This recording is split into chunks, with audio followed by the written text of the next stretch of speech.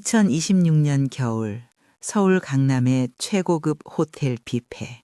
샹들리에의 화려한 불빛 아래에서 사람들의 웃음소리가 끊이지 않았습니다.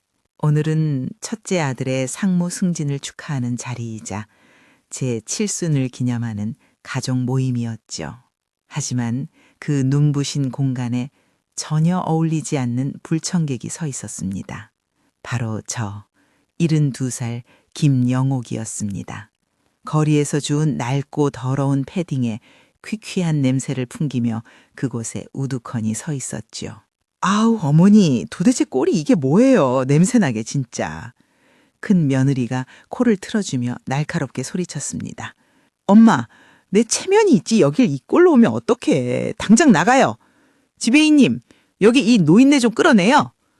제가 평생 식당 바닥을 기어다니며 피땀 흘려 의사로 대기업 간부로 키워낸 두 아들은 저를 마치 더러운 벌레 보듯 노려보고 있었습니다. 보안 요원들에게 이끌려 차가운 대리석 바닥 위로 쫓겨나던 그 순간 제 심장은 갈기갈기 찢어지는 듯 했습니다. 떨리는 손끝으로 해진 옷자락을 꽉 쥐었지만 자식들의 경멸 어린 눈빛은 얼음 송곳처럼 제 가슴에 깊이 박혔죠. 췌장암 말기 판정을 받고 6개월을 길거리에서 버텨온 저에게 남은 것은 피눈물 나는 절망뿐이었습니다. 하지만 저는 쫓겨나면서도 입가에 희미한 미소를 띠고 있었습니다. 바로 그때였습니다. 육중한 레스토랑의 문이 거칠게 열리며 최고급 맞춤 정장을 입은 중년 남성과 경호원들이 성큼성큼 걸어 들어왔습니다. 그는 국내 최고 대형 로펌의 대표 변호사 최형석이었습니다. 싸늘해진 장례를 가로지른 그는 보안 요원들에게 밀쳐져 바닥에 내동댕이 쳐진 제 앞으로 다가왔습니다. 그리고는 그 화려한 바닥에 털썩 무릎을 꿇고 90도로 엎드려 절을 올렸죠. 회장님, 지시하신 모든 서류 처리가 완벽하게 끝났습니다. 그의 한마디에 저를 쓰레기 취급하며 비웃던 아들과 며느리들의 얼굴은 하얗게 질려버렸습니다. 냄새나는 치매 노인인 줄 알았던 제가 강남 한복판 500억 빌딩의 진짜 주인이라는 사실을 처음 알게 된 그날. 그때까지만 해도 그들은 꿈에도 몰랐습니다. 제가 준비한 이 진짜 유언장이 그들의 남은 인생을 어떻게 처절한 지옥으로 몰아넣을지를요. 시간을 정확히 6개월 전 2026년에 유난히도 매서웠던 봄비가 내리던 날로 되돌려 보겠습니다. 서울의 한 대학병원 타인실. 소독약 냄새가 코끝을 찌르는 차가운 병상에 제가 누워 있었죠. 췌장암, 말르기. 남은 시간은 길어야 6개월이라는 시한부 선고를 받은 직후였습니다. 앙상하게 마른 제 손등에는 굵은 바늘이 시퍼런 멍자국과 함께 꽂혀 있었고 창밖으로는 무심하게도 벚꽃잎이 비에 젖어 떨어지고 있었습니다. 제 평생은 오직 두 아들을 위한 뼈를 깎는 희생이었습니다. 남편이 빚만 남기고 일찍 세상을 떠난 후 저는 뜨거운 국밥집 주방에서 하루 16시간씩 뼈를 고아냈고 먼지구덩이 철물점에서 무거운 쇳덩이를 나르며 손톱이 남아나질 않았죠. 그렇게 피가 나도록 억척스럽게 모은 돈으로 첫째는 의사로 둘째는 대기업 간부로 번듯하게 키워냈습니다. 제 손은 거북이 등껍질처럼 흉하게 갈라졌지만 아들들의 빛나는 타이틀은 제 인생의 유일한 훈장이었습니다. 하지만 암덩어리가 온몸을 갉아먹는 고통보다 제 가슴을 더 무참히 후벼판 것은 병문안을 온 자식들의 서늘한 태도였습니다. 바쁘다는 핑계로 얼굴조차 제대로 비치지 않던 녀석들이 병세가 악화되었다는 소식에는 약속이라도 한 듯 아내비를 대동하고 병실을 찾아왔습니다. 저는 진통제 기운에 취해 눈을 감고 자는 척을 하며 녀석들이 제 차가운 손을 한 번이라도 따뜻하게 잡아주기를 간절히 바랐습니다. 그런데 다친 줄 알았던 병실 문틈 사이로 복도에서 나누는 그들의 은밀한 대화가 제 귓가를 때렸습니다. 냄새나 죽겠네. 노인네 병실은 왜 이리 구질구질해? 아주버님, 어머니 돌아가시면 그 강남 요집 빌딩은 당장 매물로 내놓는 거 맞죠? 둘째 며느리의 킥킥거리는 쇳소리에 첫째 아들이 맞장구를 치더군요. 당연하지. 세금 떼기 전에 어떻게든 현금화해서 반씩 나누자고. 산소호흡기 길게 달아봤자 아까운 돈만 들어. 그 순간 링거액이 뚝뚝 떨어지는 소리조차 멈춘 듯 세상이 고요해졌습니다. 제 몸을 찢어 낳고 입힌 자식들이 어머니의 숨이 끊어지기만을 기다리며 500억 빌딩을 나눌 생각에 들떡 낄낄대고 있었습니다. 평생을 바쳐 쌓아 올린 제 피눈물 나는 사랑이 결국 돈에 미친 괴물들을 낳았다는 끔찍한 진실. 배신감에 사로잡힌 제 두 눈에선 차가운 병실 바닥으로 소리 없는 피눈물이 하염없이 흘러내렸습니다.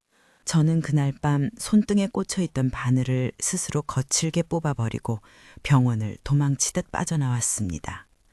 그리고 제가 가진 모든 흔적을 지운 채 가장 밑바닥의 모습으로 거리에 나섰지요. 저 짐승만도 못한 것들의 진짜 밑바닥을 제 두 눈으로 똑똑히 확인하고 처절하게 응징하기 위해서요. 그때까지만 해도 제 자식들은 꿈에도 몰랐습니다. 병실을 탈출한 늙고 병든 어미가 그들의 목통을 서서히 조일 얼마나 무섭고 치밀한 지옥을 살게 하고 있었는지를요. 병원을 빠져나온 저는 그 길로 곧장 강남의 화려한 뒷골목으로 스며들었습니다. 낮에는 남들이 쓰다 버린 박스를 주워 담았고 밤에는 살을 내는 듯한 2026년 한겨울의 칼바람을 맞으며 차가운 아스팔트 위에서 쪽잠을 청했죠. 췌장암이 주는 끔찍한 통증이 수시로 제 배를 칼로 찌르듯 파고들었지만 자식들에게 버림받았다는 마음의 상처에 비하면 육신의 고통은 차라리 견딜만 했습니다. 세상에서 가장 완벽하게 버려진 늙은이가 되는 것, 그것이 제 계획의 시작이었으니까요. 그러던 어느 날 눈 내리던 새벽이었습니다.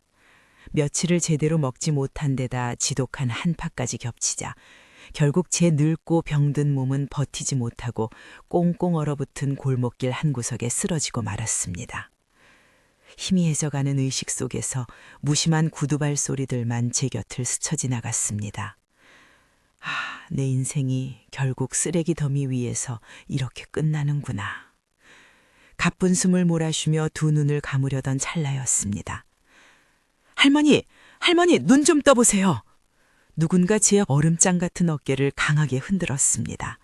낡은 앞치마를 두른 앳된 청년이었죠. 근처 허름한 국밥집에서 야간 아르바이트를 하던 22살 민재였습니다. 녀석은 악취나는 제 옷가지에도 아랑곳하지 않고 자신의 하나뿐인 패딩을 벗어 제게 덮어주었습니다. 그러고는 깃털처럼 가벼워진 제 몸을 번쩍 업고는 눈 덮인 빙판길을 미친 듯이 달리기 시작했습니다. 조금만 버티세요. 다 왔어요, 할머니.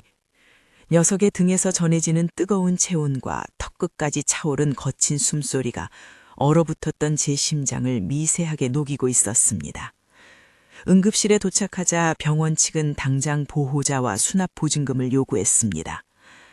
그러자 민재는 주저없이 꼬깃꼬깃한 낡은 통장을 꺼내들었습니다. 그건 보육원 출신인 녀석이 대학 등록금을 내기 위해 밤낮 없이 일하며 모은 피 같은 전 재산 300만 원이었습니다. 며칠 뒤 평상에서 의식을 되찾았을 때 제 옆에는 엎드려 쪽잠을 자는 민재가 있었습니다. 녀석의 거칠어진 손이 제 차가운 손을 핫팩처럼 꼭 쥐고 있었죠. 피 한 방울 섞이지 않은 타인이 생면부지에 냄새나는 늙은이를 위해 자신의 모든 것을 내어준 겁니다. 제 뱃속으로 낳은 자식들은 500억 빌딩을 차지하려 제 숨통이 끊어지길 기도했는데 말이죠. 그때까지만 해도 제 친자식들은 꿈에도 몰랐습니다.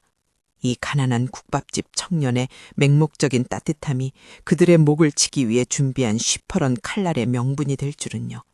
병실 창틈으로 스며드는 따스한 아침 햇살을 맞으며 저는 제 거칠고 메마른 손을 꼭 쥐고 잠든 민재의 정수리를 가만히 내려다보았습니다.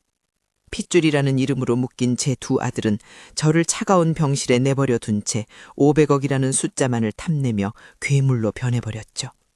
하지만 아무런 대가 없이 제 곁을 지키는 이 청년의 온기는 얼어붙었던 제 가슴 가장 깊은 곳을 천천히 녹이고 있었습니다. 민재는 낮에는 대학 수업을 듣고 밤에는 국밥집과 배달 알바를 전전하며 하루 3시간도 채 자지 못하는 고단한 삶을 살고 있었습니다. 그럼에도 녀석은 매일같이 제 병실을 찾아와 1,000원짜리 지폐 몇 장으로 산 따뜻한 두유 한 병을 제 거친 손에 쥐어주었죠. 그 투박하지만 다정한 손길에서 저는 젊은 시절 2 아들을 먹여 살리려 밤낮 없이 뛰었던 제 자신의 억척스러운 과거를 마주했습니다. 가족이란 과연 무엇일까요? 천륜이라 믿었던 핏줄은 파묘의 눈이 멀어 어미의 숨통을 조이는 비수가 되었는데 스쳐 지나갈 인연이라 여겼던 타인은 제 목숨을 살리는 튼튼한 동아줄이 되었습니다. 피가 섞였다는 이유만으로 평생을 헌신했지만 돌아온 것은 냄새난다며 고개를 돌리는 서늘한 경멸뿐이었죠. 진정한 가족은 혈연이 아니라 차가운 바닥에 쓰러졌을 때 대가 없이 손을 내밀어주는 마음의 온도라는 것을 저는 뼈저리게 깨달았습니다.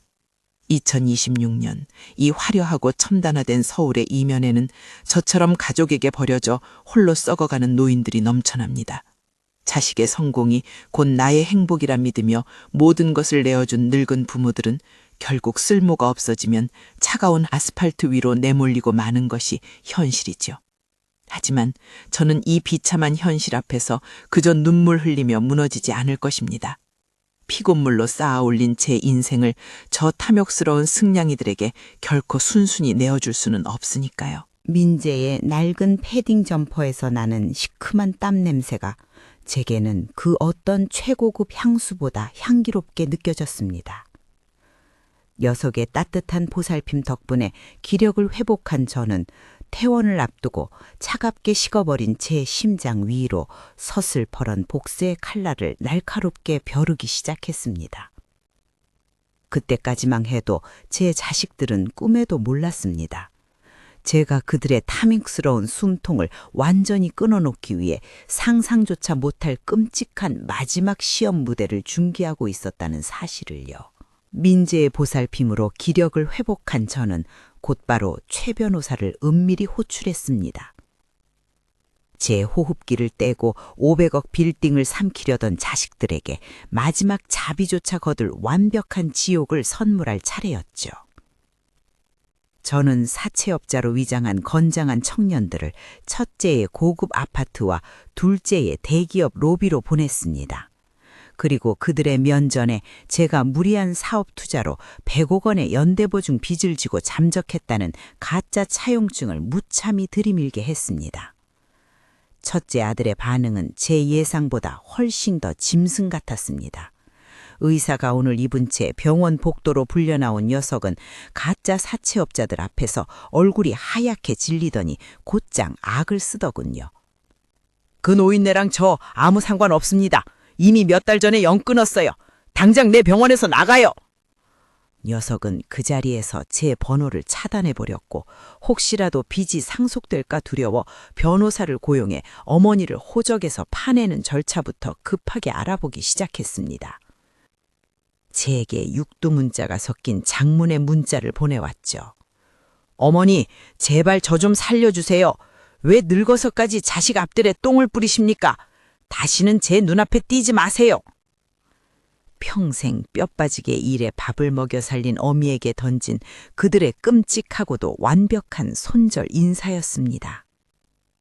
반면 사채업자들이 혹시나 하고 국밥집으로 찾아가 제 행방을 물었을 때 민재는 전혀 다른 모습을 보였습니다. 녀석은 앞치마를 벗어 던지고 무서운 깡패들 앞을 2 팔 벌려 막아서며 울부짖었죠.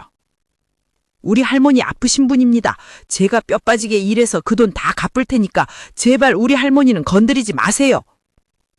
피 한 방울 안 섞인 남은 저를 위해 목숨을 걸었고 제 배 아파 낳은 새끼들은 100억이라는 가짜 빚 앞에 저를 벌레처럼 짓밟았습니다. 모든 시험이 끝났습니다. 자식들이 저를 사회적으로 완벽하게 매장해준 덕분에 제 안에 일말의 어미 된 죄책감마저 티끌 없이 사라졌죠. 저는 최 변호사에게 연락해 500억 빌딩의 명의 이전과 상속 서류를 최종적으로 마무리하라고 지시했습니다. 그리고 첫째 아들의 호화로운 승진 파티가 열리는 강남 최고급 호텔로 발걸음을 옮겼습니다. 그때까지만 해도 제 자식들은 꿈에도 몰랐습니다. 영원히 치워버린 줄 알았던 그 빚쟁이 치매 노인이 그들의 목줄을 쥐고 화려하게 부활할 거라는 사실을요. 다시 첫째 아들의 호화로운 승진 파티가 열리던 2026년 강남의 그 레스토랑입니다. 바닥에 엎드려 절을 하던 최 변호사가 천천히 몸을 일으키며 서류 가방에서 두툼한 유언장을 꺼내들었습니다. 제게 냄새 난다며 소리를 지르던 첫째 아들과 며느리는 최 변호사가 들고 있는 서류에 선명하게 찍힌 제 이름 3글자와 500억 강남 빌딩 소유주라는 직함을 보고는 그 자리에서 돌처럼 굳어버렸죠. 김용옥 회장님의 유언 및 재산 처분 내역을 공표하겠습니다. 변호사의 차가운 목소리가 레스토랑을 울렸습니다. 회장님 명의의 강남 빌딩을 포함한 500억 원 상당의 부동산은 전액 사회에 환원하여 노인복지재단을 설립합니다. 그리고 꿀먹은 벙어리가 된 자식들의 눈동자가 미친 듯이 흔들리기 시작했습니다. 남은 현금 자산 50억 원은 조건 없이 청년 이민재 군에게 전액 상속합니다. 뭐라고요? 그게 무슨 말도 안 되는 소리입니까? 우리가 친자식인데 유류분이라는 게 있잖아요. 얼굴이 잿빛으로 변한 첫째가 다급하게 악을 썼습니다. 저는 그 모습이 너무나 역겹고 우스워 참을 수 없다는데 실소를 터뜨렸죠. 유류분? 니들이 나한테 덮어 씌워진 가짜 10억 빚 안 갚으려고 나를 호적에서 파내겠다며 먼저 서류 보냈잖아. 내 자식이 아니라고 스스로 증명해놓고 무슨 헛소리니. 제 얼음장 같은 일갈에 녀석들의 다리가 맥없이 풀려버렸습니다. 그제야 완벽하게 망했다는 걸 깨달은 둘째 며느리가 대리석 바닥에 무릎을 꿇고 제 바지가랑이를 붙잡으며 우열했습니다. 어머니, 저희가 죽을 죄를 지었어요. 제발 한 번만 살려주세요. 내 몸에서 냄새 난다고 치우라며 500억 빌딩 팔아서 반씩 나누자고 낄낄대던 그 짐승 같은 주둥이로 어딜 용서를 빌어. 더러우니까 내 옷에서 당장 손 떼! 저는 바닥에 주저앉아 짐승처럼 울부짖으며 머리를 쥐어뜯는 자식들을 철저하게 외면한 채 최 변호사의 에스코트를 받으며 화려한 레스토랑 문을 당당히 걸어 나왔습니다. 밖에는 저를 기다리는 진짜 아들 민재가 따뜻한 미소를 지으며 서 있었죠. 여러분, 피는 물보다 진하다지만 때로는 그 핏줄이 내 목을 조르는 가장 지독한 독이 되기도 합니다. 진짜 가족은 혈연이 아니라 마음이 닿는 곳에 있다는 걸 저는 제 남은 생을 바쳐 증명할 것입니다. 지금까지 가슴 먹먹한 인생의 진실을 전해드리는 사연 이야기 채널이었습니다.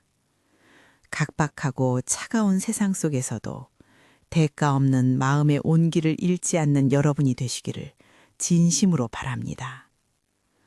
오늘 전해드린 사연이 가슴속 깊은 통쾌함과 따뜻한 감동을 주셨다면 지금 바로 구독과 좋아요 그리고 알림 설정까지 꾹 눌러주세요. 여러분의 따뜻한 클릭 한 번이 더 좋은 사연을 발굴하는 가장 큰 힘이 됩니다. 다음 시간에도 여러분의 심장을 울릴 진짜 이야기로 찾아오겠습니다. 감사합니다.